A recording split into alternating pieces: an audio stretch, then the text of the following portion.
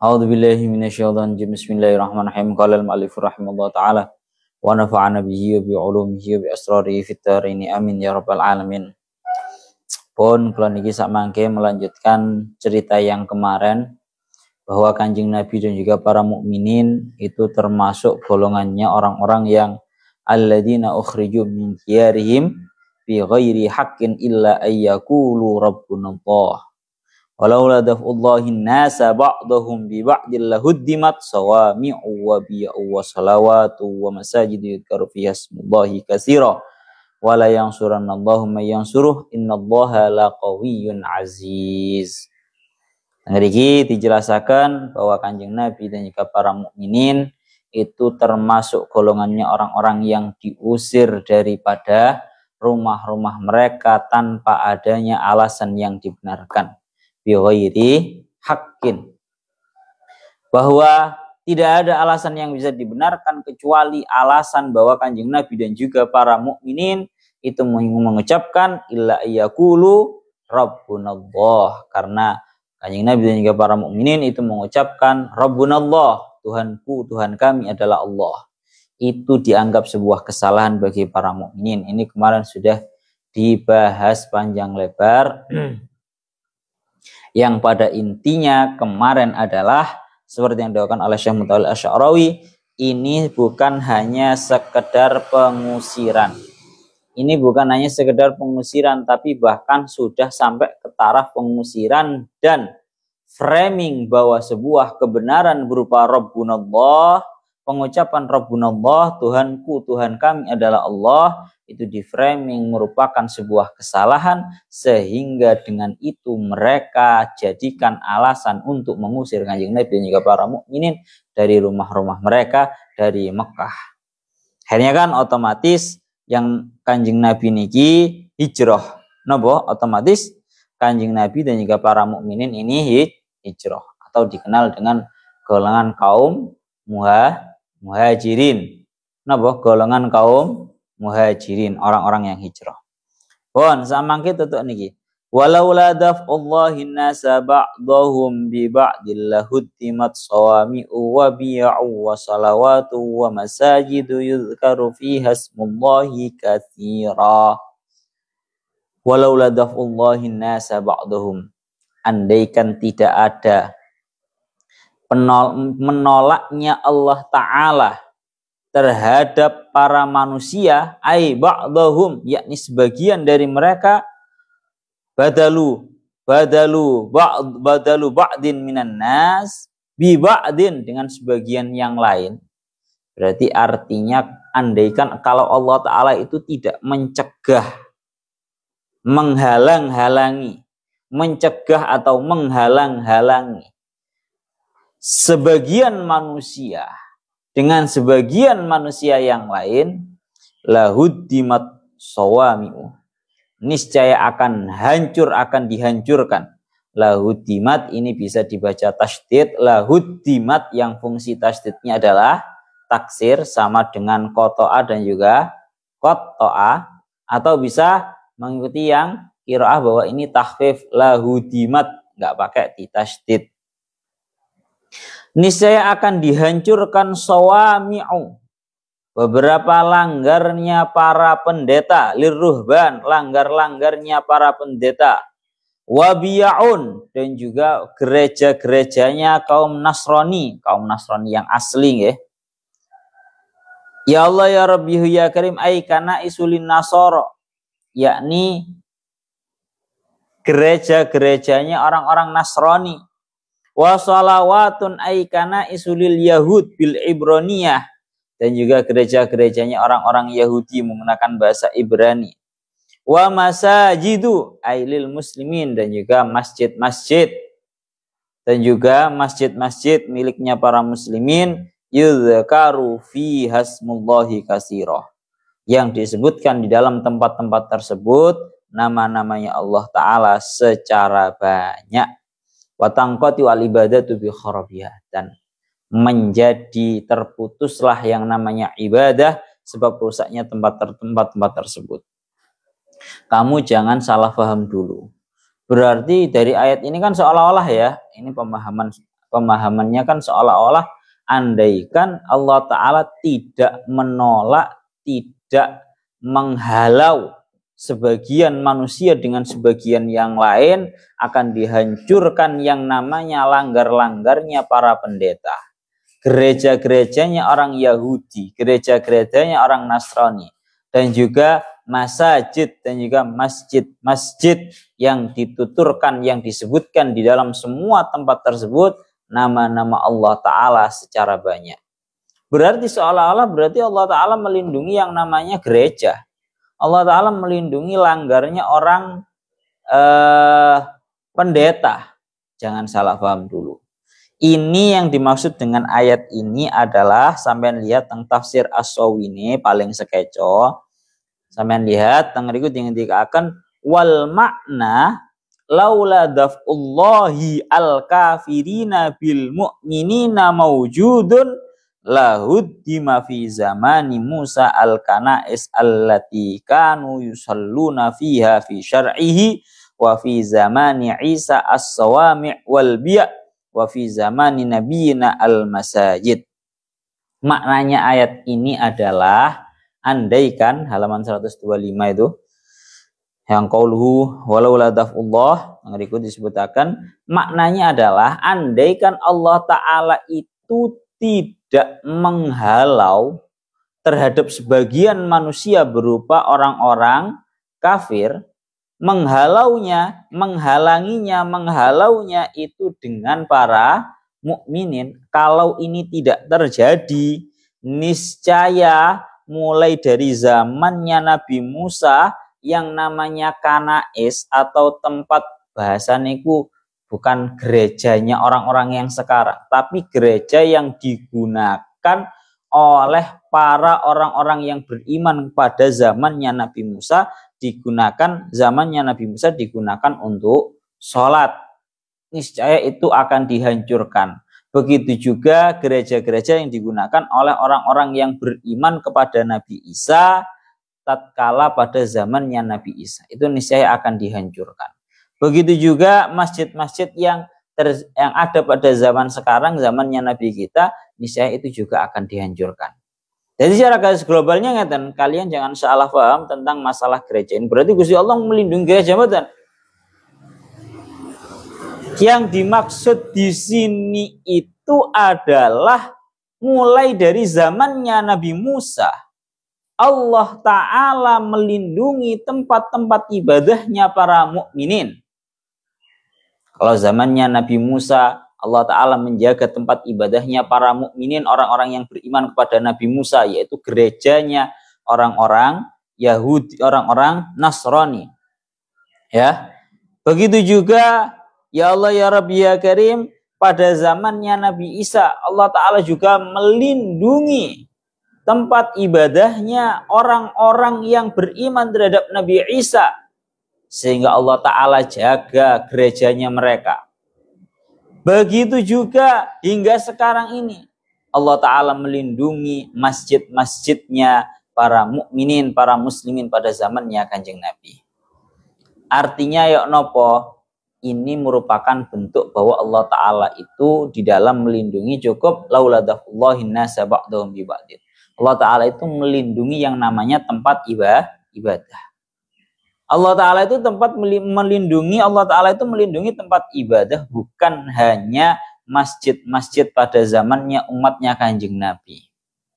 Tapi mulai dari zaman dahulu, mulai dari zamannya Nabi Musa, Allah Ta'ala juga melindungi gereja tempatnya para mukminin. Ini yang kamu jangan sampai salah paham. Melindungi gereja tempat beribadahnya para mukminin, orang-orang yang beriman kepada Nabi Musa. Dan juga Allah Ta'ala melindungi terhadap gereja tempat sholatnya orang-orang yang beriman terhadap sinten? Nabi Isa. Jadi secara garis globalnya jangan difahami gereja-gereja yang seperti sekarang, yang menjadi tempat ibadahnya orang-orang Kristen, orang-orang Yahudi Nasrani yang sekarang boten.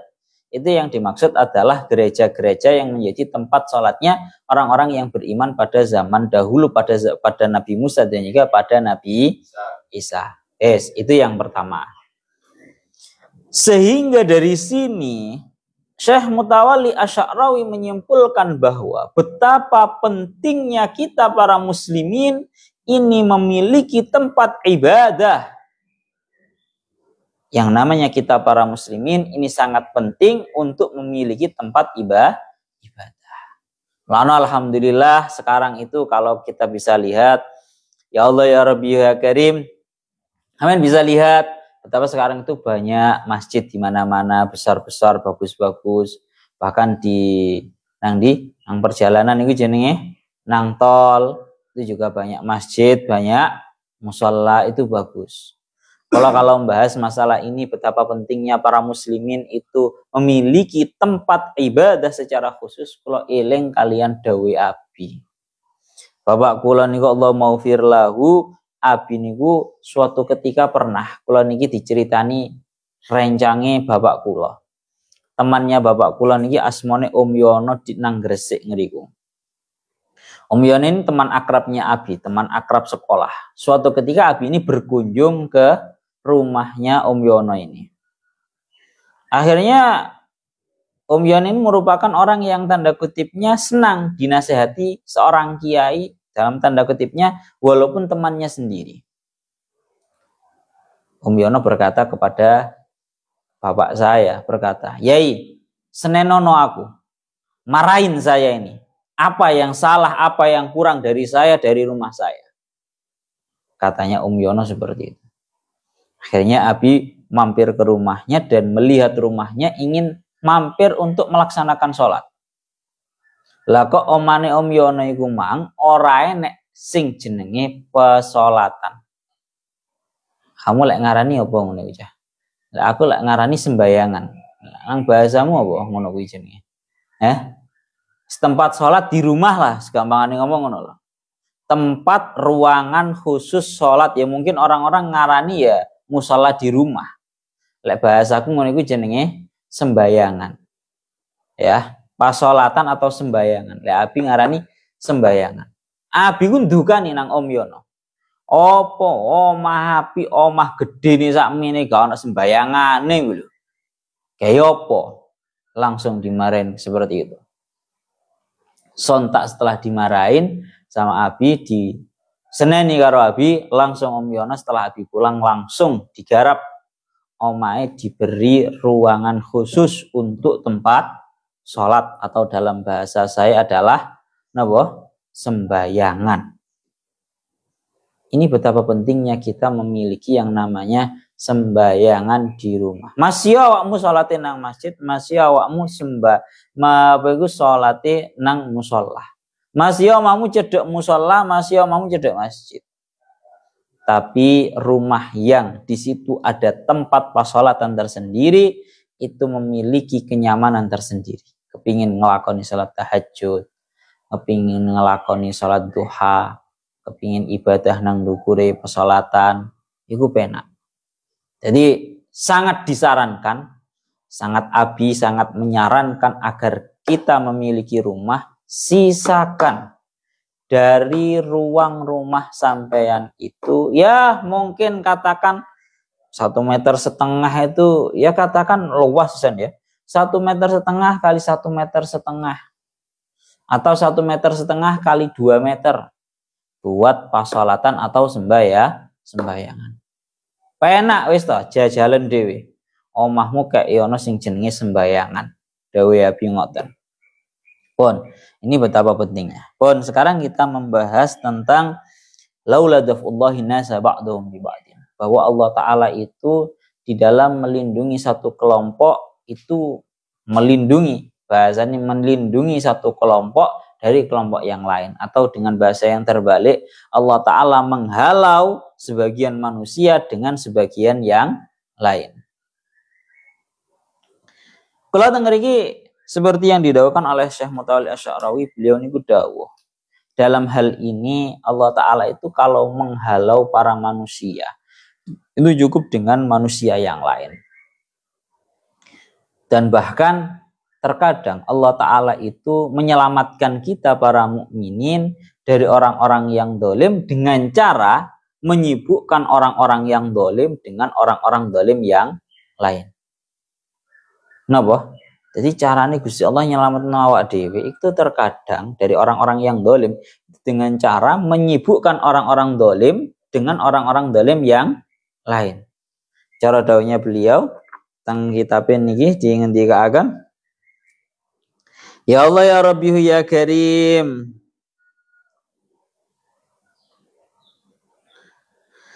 niki dawuhnya beliau, walau ladafullahi nasa ba'dahum, teng mriki dingendikaken Masya Allah ya Rabbi ya Karim, wa min rahmatillahi bil mu'minin ayyakidadz zalimina bil zalimin bi kulli alwanihim wa fununihim. Awakmu le ana wong dolim ora usah terlalu wedi, ora usah terlalu gusar, ora usah terlalu bersemangat untuk membalaskan. Karena seperti yang kalian ketahui dawuhnya Syekh Mutawalli Asy'arawi, wong dolim iku bakale karo Gusti Allah digegerno karo wong dolim. Krana napa? Sehingga bahasane ngeten, wa yu'addibu adz-dzalima biman huwa asyaddu minhum dzulman. Lek ana wong dolim biasanya karo Gusti Allah iku diparingi adab, tegese diberi pelajaran dengan cara dia dihadapkan dengan orang yang memiliki kezaliman lebih kejam daripada dia. Dan napa liyadilla ahlul khair ba'idina an ahli hadhil ma'rikah, supaya orang-orang ahlil khair, orang-orang ahli-ahlinya kebaikan itu tidak tersibukkan dengan jotos-jotosan, tidak tersibukkan dengan olok-olokan ataupun yang lainnya. Paham ya Jah ya? Jadi ana wong dolim ora kesusu, ora kowe rasah kesusu. La yadkhuluna tarfan fiya. Tidak, sama sekali tidak masuk di dalam tindakan dolim tersebut. Mulana dawuhnya Allah Ta'ala di dalam ayat, ya Allah ya Rabbi ya Karim, wa kadzalika nuwalli ba'dadz zalimina ba'dan bima kanu yaksibun. Al-An'am ayat 129. Wa kadzalika nuwalli ba'dadz zalimina ba'dan. Dan seperti inilah akan aku kuasakan kepada sebagian orang-orang zalim yang lain. Wong sing zalim akan dikuasai oleh orang-orang zalim yang lain. Bima kanu yaksibun, atas perkara yang mereka kerjakan. Mulane lek nang dungane awak dhewe kan ngono to, Pak. Allahumma sholli ala sayyidina Muhammad wa ashhilidz zalimin bidzalimin. Itu arti daripada wa kadzalika nuwalli ba'dadz zalimina ba'dan wa kadzalika nuwalli ba'dadz zalimina ba'dan bima kanu yaksibun. Bahasane salat ashil. Tahu krungu borah salat ashil? Piye mang lanjutane? Allahumma sholli ala sayyidina Muhammad wa ashhilidz zalimin bidzalimin wa ashhilidz zalimin bidzalimin. Ya Allah, sibukkanlah orang yang zalim dengan orang zalim yang lainnya. Wa akhrijna mim bainihim salimin, dan keluarkan kami dari golongan mereka dalam keadaan selamat. Terus aku tak metu ae penak wong ben geger dhewe karepe ngono. Wa akhrijna mim bainihim salimin wa ala alihi wa sahbihi ajma'in. Itu arti daripada walau ladafullah. Allah Ta'ala itu dalam melindungi para mukminin itu gampang, enak, orang angel-angel. Jadi kita kalau ada orang yang mendolimi terhadap kita, wis gak usah terlalu besar pingin balas. Wis delok eneh, rasuwe bakale kowe sing dikuasai oleh orang dolim yang tindakan dolimnya lebih kejam daripada diri kamu. Pon, sekarang kita membahas tentang ya Allah ya Rabbi ya Karim, Kanjeng Nabi. Seperti yang didawakan kalian Syekh Mutawalli Asy'arawi ini ngeri banget, ra'i jiddan. Ngeri banget. Dawuhnya Syekh Mutawalli Asy'arawi ini kan ayat membahas betapa yang namanya Kanjeng Nabi dan juga para mukminin mengalami pengusiran. Nah, bahwa diusir daripada kota Mekah. hingga Kanjeng Nabi hijrah ke Madinah. Kemudian tatkala Kanjeng Nabi hijrah ke Madinah, Kanjeng Nabi mendapatkan pengikut yang sangat banyak. Diterima Kanjeng Nabi itu diterima.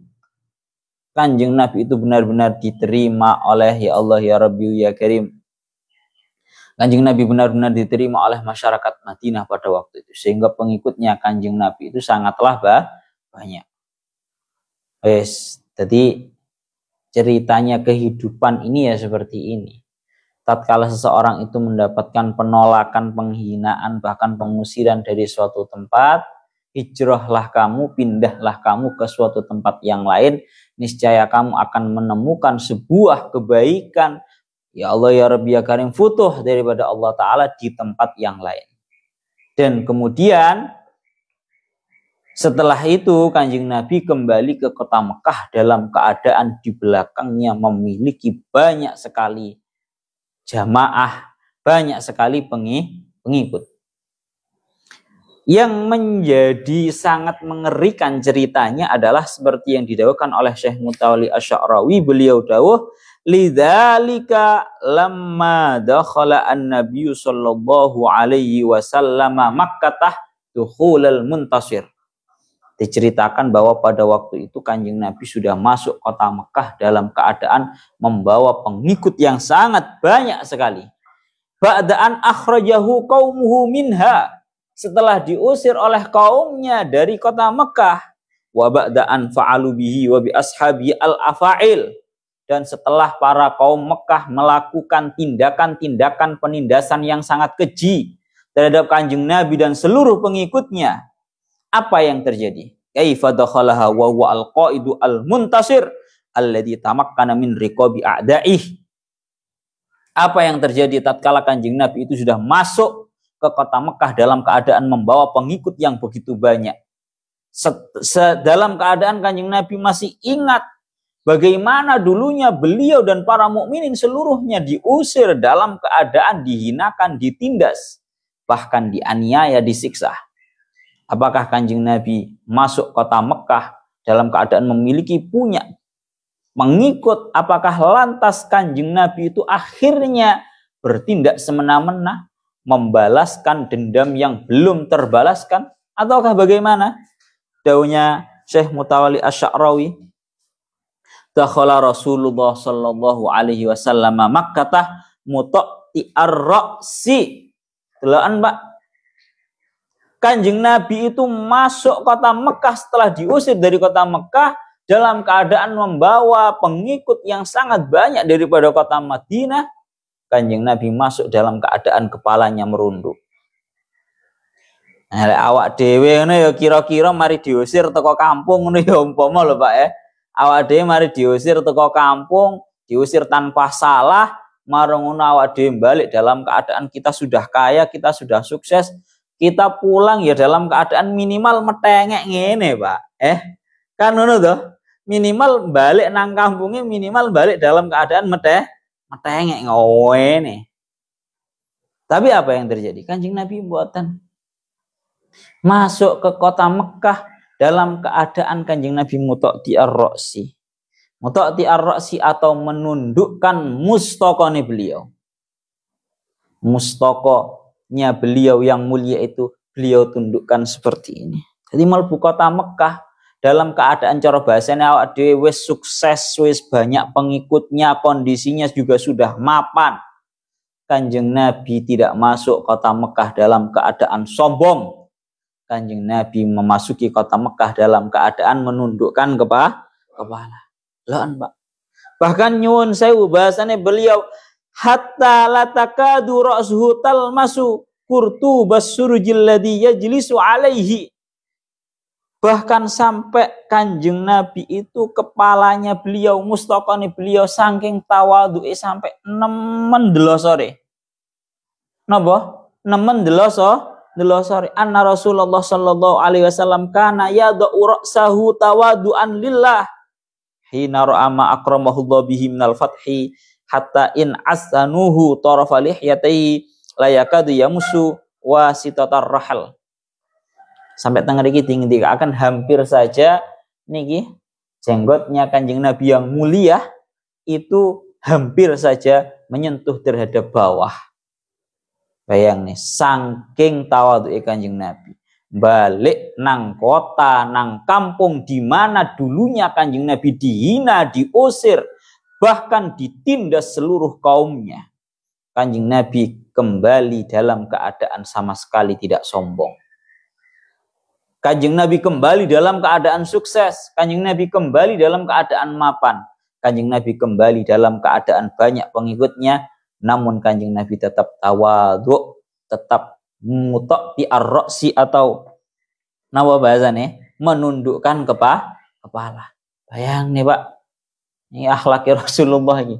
Wa innaka la'ala khuluqin adim, dan sesungguhnya engkau Muhammad memiliki perangai yang sangat agung. Ini maknanya. Awak dhewe lek aku wis andaikan sayang no Pak ya, mari diusir, ditindas, disiksa seperti itu, marono merantau, balik wis sukses, minimal yo ngene Pak, ayo sapa biyen sing menghina-hina terhadap saya, minimal kaya ngono. Sapa biyen dititeni siji minimal kaya ngono. Tapi Kanjeng Nabi mboten. Tidak terlintas di dalam hatinya Kanjeng Nabi rasa ingin balas dendam.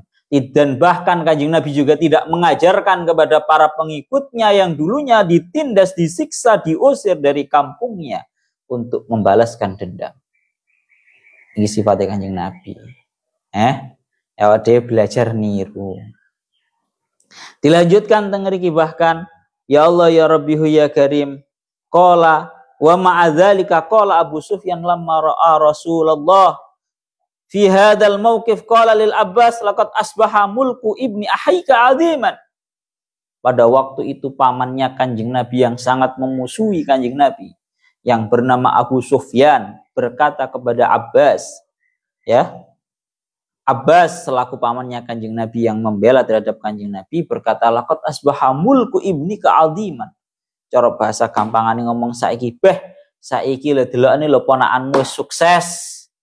Ponakanmu wis akeh pengikute iku lho saiki. Tapi apa yang dilakukan oleh Kanjeng Nabi? Wa ba'da an tamakkana Rasulullah min kuffari Makkah wa kana bi istitaati al-qada'a alaihim jami'ihim.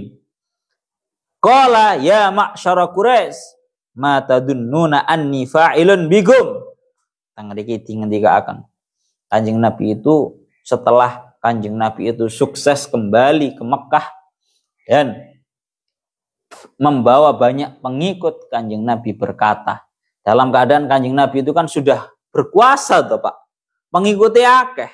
Kanjeng Nabi berkuasa, bahkan bisa saja untuk membalaskan dendamnya kepada orang-orang yang dulunya mengusir, menindas, menyiksa terhadap beliau dan seluruh para mukminin. Tapi apa yang dikatakan oleh Kanjeng Nabi? Kanjeng Nabi berkata kepada para Quraisy, ya ma'syar Quraisy, wahai orang-orang Quraisy, apa yang kalian sangkakan kepadaku, apa yang akan aku lakukan kepada kalian?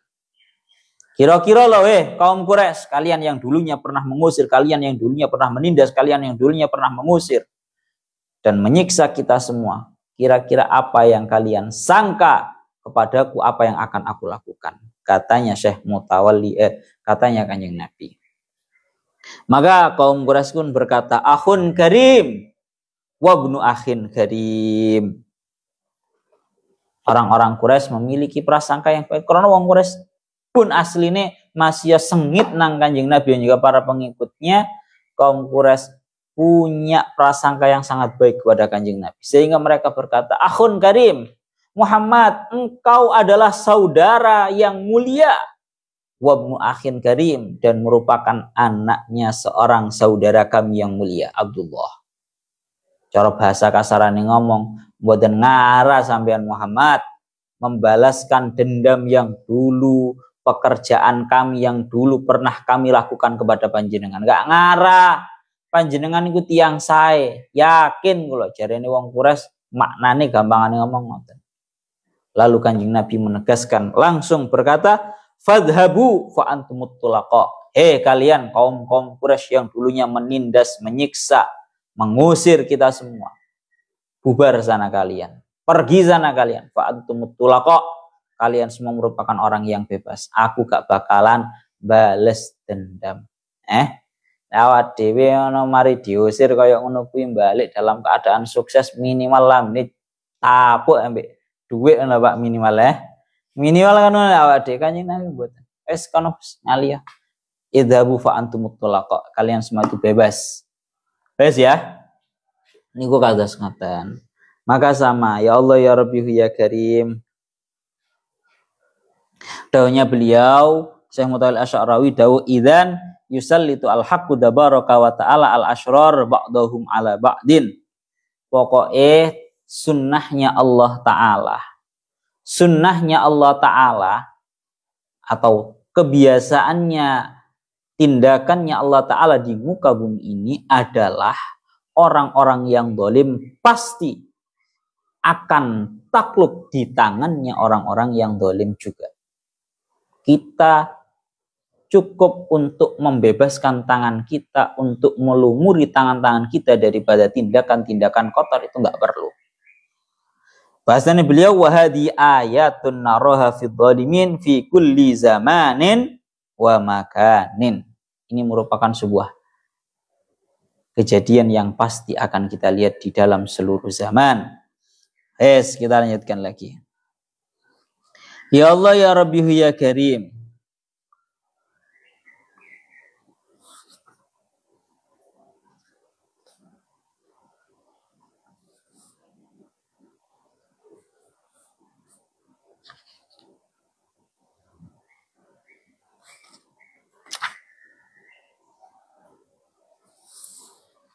Walau la daf'ullahi nasa ba'dhum bi ba'dil laudima sawami wa bi'a wa salawatu wa masajid yudhkaru fiha ismullahi katsira.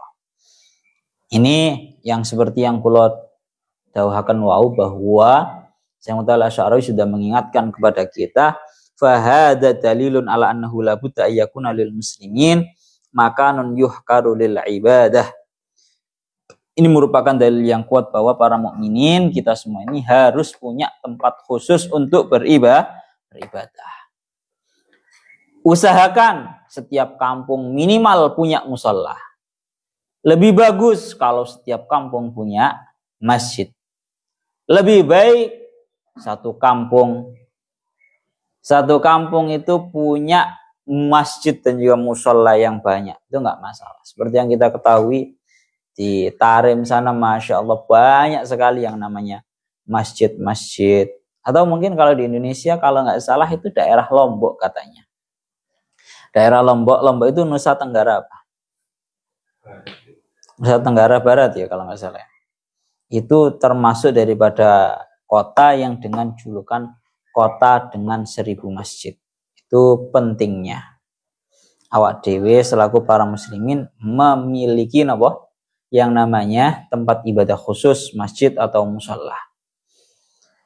Kita lanjutkan lagi yudhkaru fiha ismullahi katsira, yang dituturkan, yang disebutkan di dalam tempat-tempat tersebut nama-namanya Allah secara banyak. Ini maknanya sangat agung. Dawuhnya Syekh Mutawalli Asy'arawi, beliau dawuh ya Allah ya Rabbi ya Karim, kenapa Allah Ta'ala niku ndawuhakene dengan bahasa yudhkaru fiha ismullahi katsira. Yang dituturkan, yang disebutkan di dalam tempat-tempat tersebut namanya Allah Ta'ala secara banyak. Karena li'anna zikrullah fil masajid daimun la yanqati. Karena disebutkannya namanya Allah di masjid-masjid itu daimun la yanqati. Itu selamanya dan tidak akan terputus. Tidak ngerti gue ya. Ngeri kita akan wa nahnu la natahaddatsu an masjidin wala an masjidi qutrin minal aqtar innamal murad masajidud dunya kullaha min aqsas syarqi li aqsal gharbi wa minasyimali lil janub. Yang kita bahas ini bukan hanya masjid satu dengan masjid yang lain, tapi masjid seluruhnya yang ada di muka bumi ini. Maka akan kita memahami bahwa Allah Ta'ala itu akan disebutkan secara terus-menerus dalam keadaan tidak terputus. Kok bisa nalarnya seperti ini? Walau nadorta ila awqatis sholati la ra'aita annaha murtabitatun bi harakatil falaki wa bisyamsi fi syuruqi wa fi zawali wa fil ghurubi. Kalau kita lihat yang namanya bumi ini kan mengalami yang namanya perputaran. Yang lebih timur akan mengalami terbitnya matahari terlebih dahulu. Dan yang lebih barat akan mengalami yang namanya terbenamnya matahari lebih lama. Artinya lebih terlambat. Kan seperti itu ya. Paham ora ya? Dan artinya kalau dunia ini kan kalau semakin timur dengan perbedaan waktu, kalau semakin timur itu lebih awal. Jamnya itu lebih awal, lebih cepat. Kalau yang barat sana itu lebih lama atau lebih tertinggal. Kalau sampean ke sana, ke timur sana, berarti orang Papua, orang Kalimantan sana, orang Aceh lebih ke timur sana. Sekarang kalau di kita hampir jam 6, di sana itu bahkan ada yang sudah hampir jam 7. Selisihnya bahkan sampai hampir 1 jam, bahkan sampai ada yang hampir 2 jam di Papua. Nah, sedangkan yang barat sana berarti apa? Yang di barat sana itu apa ya? Sing timur ini Sabang.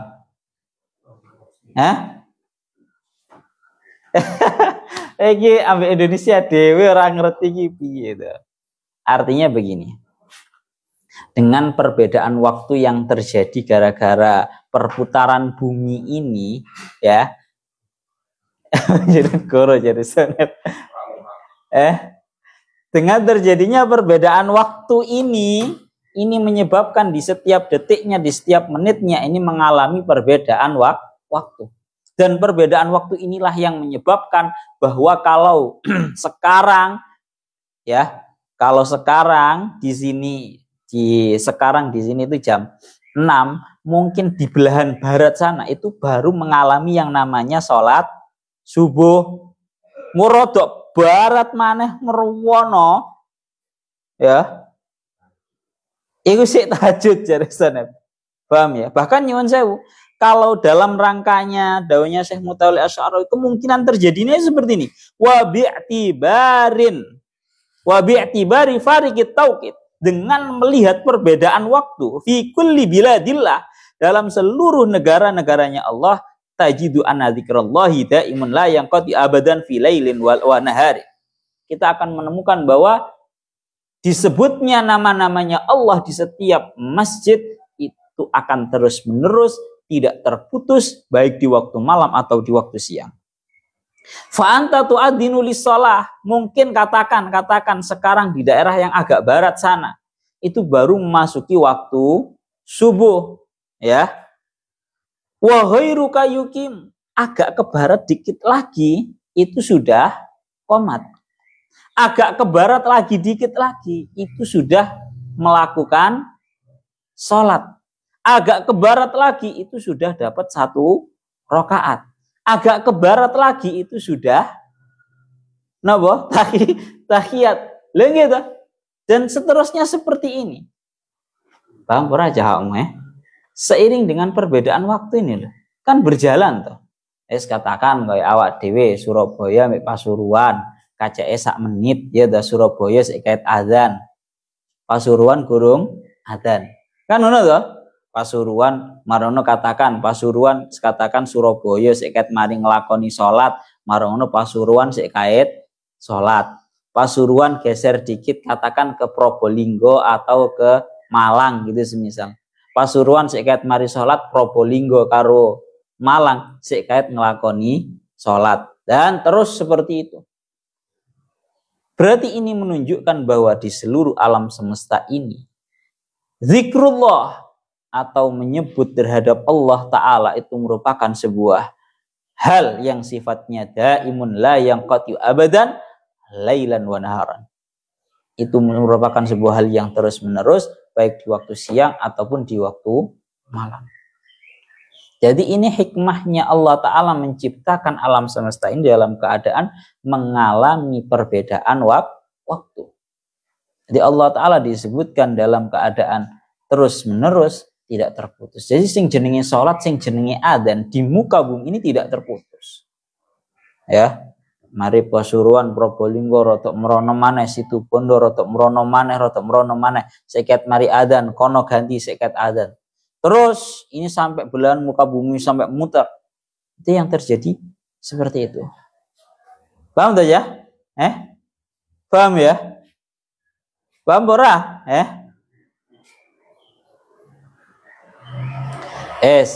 Intinya seperti itu. Kita lanjutkan lagi. Itu maknanya wa masajidu yudhkaru fiha ismullahi katsira. Padang qati al-ibadati bi kharabiyah. Wa la yansurannallahu may yansuru ay yansuru dinahu. Allah Ta'ala benar-benar akan menolong terhadap orang yang mau menolong terhadap Allah.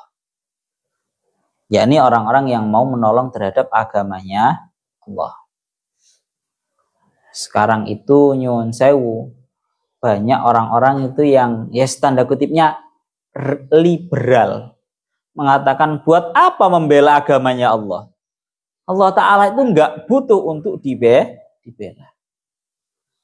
Anake atau Pak wong ngomong koyo ngono kuwi. Kaya apa kon niku mbelani agamane Gusti Allah? Gusti Allah iku gak butuh mbok bela.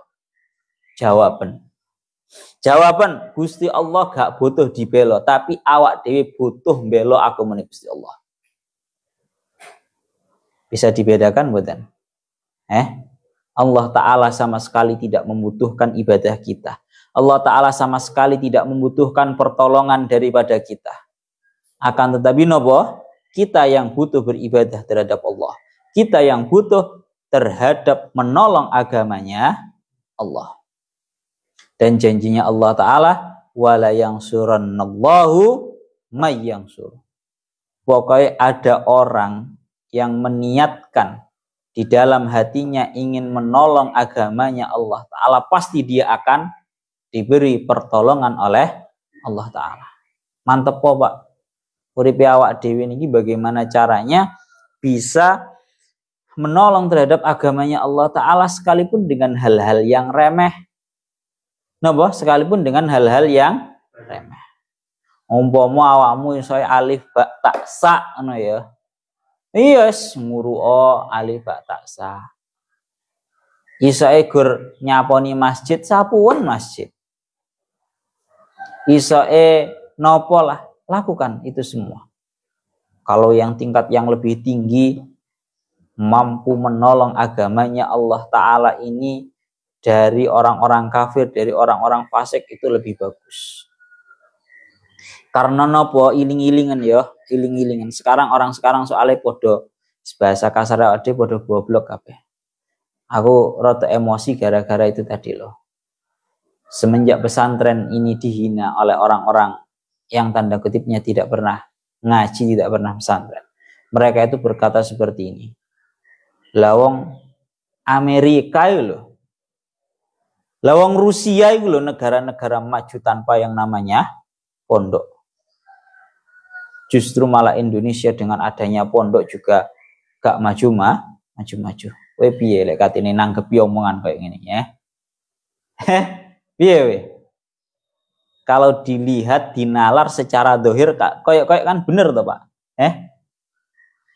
Rusia, Amerika, Inggris, Israel atau bahkan itu menjadi negara-negara maju tanpa adanya pondok pesantren. Justru kita yang adanya pondok pesantren malah orang maju. Piye welek jawab kaya ngono kuwi? Tak takoki. Jawaban siji ngeten Pak. Karena seperti yang didhawuhkan oleh Sayyidina Ali. Ingin akan al-haqqu bila nidham yaghlibuhul batil bin nidham. Sebuah kebenaran yang tidak terorganisir itu akan terkalahkan oleh sebuah kebatilan yang terorganisir. Paham aja. Sebuah kebenaran yang tanda kutipnya teratur, terorganisir. Kalau sebuah kebenaran itu tidak teratur, tidak terorganisir, itu akan mudah dikalahkan oleh sebuah kebatilan yang terorganisir. Jadi kita ini, para santri dan seterusnya, kalau kita ini tidak terorganisir, tidak memiliki nidham, sebuah persatuan yang kuat, akan mampu secara mudah dikalahkan oleh sebuah kebatilan yang memiliki terorganisir atau terkondisikan. Paham ora? Al-haqqu bila nidham, sebuah kebenaran yang tidak terorganisir, yaghlibuhul batil bin nidham, akan dikalahkan oleh sebuah kebatilan yang terorganisir. Segampangnya ngomong kayak pemilihan takmir musola loh. Lah nek orang-orang baik itu semuanya mencalonkan dan tidak ada kesepakatan engko dimenangno sing iki loh. Ayo kabeh menangno si A. Sedangkan orang-orang yang tidak pernah hadir musola kompak milih takmir yang dia pilih. Yang ada apa? Kalah itu. Sing ahli jamaah kalah. Karena itu tadi, sebuah kebatilan kalau terorganisir itu akan mengalahkan terhadap sebuah kebenaran yang tidak terorganisir. Makna kompak banget, penting banget sing jenenge kekompakan, kebersatuan kita semua. Ya nyuwun sewu wis tanda kutip ya kayak wingi ngene iki. Kita anak-anak pondok kemarin kiai, ada seorang kiai diolok-olokkan, kita kompak demo. Akhirnya ada efek jera. Ya walaupun ya seperti itu. Tapi kan setidaknya mereka akhirnya meminta maaf. Kemudian sampai bahkan datang sowan ke kiainya minta maaf. Itu karena apa? Bersatu. Napa? Karena bersatu. Kalau sampai kita kalangan pesantren masih saja tidak bersatu, kita dihina, kita nggak akan melakukan tindakan apapun. Paham ya? Jadi harus ada yang namanya nidham atau keterorganisasi bahasanya. Harus terkoordinasi, wes ngono lah gampang nih ngomong. Nidham itu terkoordinasi. Pon niku ngoten. Wala yang surannallahu may yang suruh. Gusti Allah bakal nulungi, Pak. Apa tandane Gusti Allah iku nulungi nang awak dhewe? Teng salah satunggale syairan dingendikaken, kula rada setengah eling setengah lali.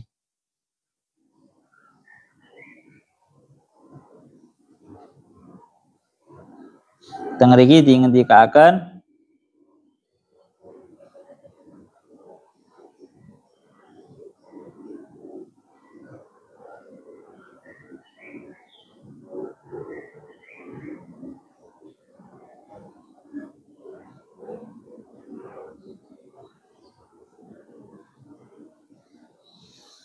Tengriki dingin dikaakan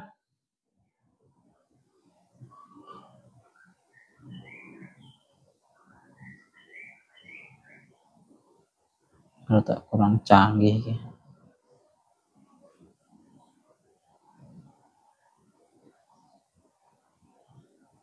Idza jaa aunullahi idza kana aunullahi lil mar'i nasira tahayya lahu min kulli sa'bin masaliku. Niki lho. Teng mriki ting dikaaken. Idza jaa aunullahi lil mar'i idza kana aunullahi lil mar'i nasira tahayya lahu min kulli sa'bin masaliku. Rongane awake ben ngerti uripe awak dhewe iki oleh pitulung teko Gusti Allah apa enggak? Iki tandane iki rungono. Idza kana aunullahi lil mar'i nasira. Jika pertolongannya Allah Ta'ala itu sudah menghampiri seseorang, tahayyalahu min kulli sa'bin masaliku. Niscaya jalan yang ia lewati terasa seolah-olah sangat mudah dan seolah-olah semua kesulitan itu dihilangkan, dikesampingkan oleh Allah Ta'ala. Kowe lek tahu ngelakoni barang, kok kerosane cek gampang ya, padahal iki normale wong ngelakoni koyok ngene iki mestine wangel. Tapi kok monggoku cek gampang. Iku tengere sampean oleh pitulunge Gusti Allah. Idza kana aunullahi lil mar'i nasira tahayya lahu min kulli sa'bin masaliku. Begitu juga sebaliknya. Tengeri iki dilanjutaken.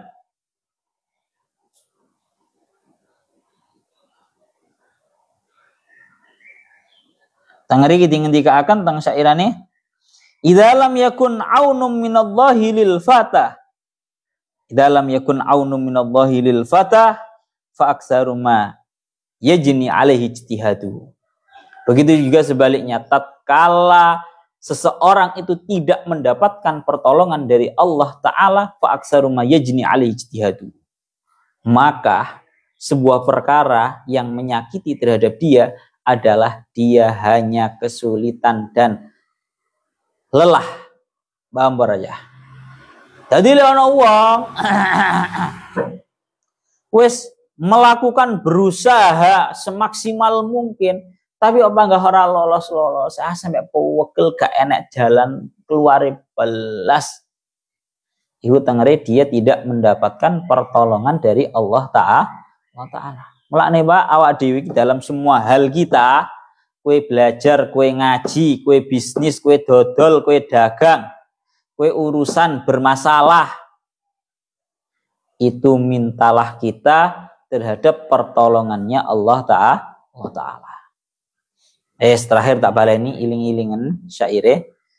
Idza kana aunullahi lil mar'i nasira. Tatkala pertolongannya Allah Ta'ala itu menghampiri terhadap seseorang, tahayya lahu min kulli sa'bin masaliku. Niscaya jalannya akan dipermudah oleh Allah Ta'ala, seolah-olah dia tidak menemukan sebuah kesulitan yang berarti di dalam jalannya. Itu tanda seseorang mendapatkan pertolongannya Allah. Begitu juga sebaliknya, idza lam yakun aunum minallahi lil fata. Tatkala seorang pemuda itu tidak mendapatkan sebuah pertolongan dari Allah Ta'ala, fa aktsaru ma yajni alaihi ijtihaduhu, maka yang dia rasakan cuma kesulitan dan keberatan dan rasa lelah. Yang ngelakoni iki kok, ya Allah panggang ngene ae. Kok cek abote, gak nemu dalan metu, sampai kangelan, sampai pegel dan seterusnya. Itu namanya kamu belum mendapatkan pertolongan dari Allah. Malah njaluk pertolongan nang Gusti Allah. Aku wis bolak-balik ngomong, jangan kita itu menuhankan terhadap usaha kita. Jangan kita menuhankan terhadap cara pola pikir kecerdasan kita. Jadikan pertolongannya Allah sebagai modal utama kita. Pun wala yang suranallahu may yang suruh. Ditegaskan oleh Allah Ta'ala, innallaha laqawiyyun ala khalqih. Gusti Allah ini orang yang maha, Gusti Allah itu adalah laqawiyyun, zat yang maha kuat atas segala para makhluknya. Artinya Allah Ta'ala iki ora butuh nang pertolongane awak dhewe. Sing ana niku awak dhewe sing butuh nulungi agamane Gusti Allah. Azizun aymaniun fi sultanihi wa qudratihi. Allah Ta'ala adalah zat yang maha kuat, zat yang maha terjaga di dalam kerajaannya dan juga di dalam kekuasaannya. Pun makna gampangan yang ngomong, Gusti Allah kuwi ora butuh nang pertolongane awak dhewe. Isok wae Pak cara bahasa kasarane ngomong Gusti Allah langsung ngenteki wong Israel, isok Gusti Allah. Tapi tidak seperti itu caranya. Allah Ta'ala ingin semua ini ada campur tangannya dari kita para mukminin, walaupun pada hakikatnya, pada sejatinya, andaikan kita mampu merobohkan katakan Israel, itu juga atas dasar pertolongan Allah. Pun alladzina immakkannahum fil ardi aqamus shalah wa atuz zakah wa amaru bil ma'ruf wa nahu 'anil munkari walillahi akibatul umur ilahuna wallahu a'lam bissawab.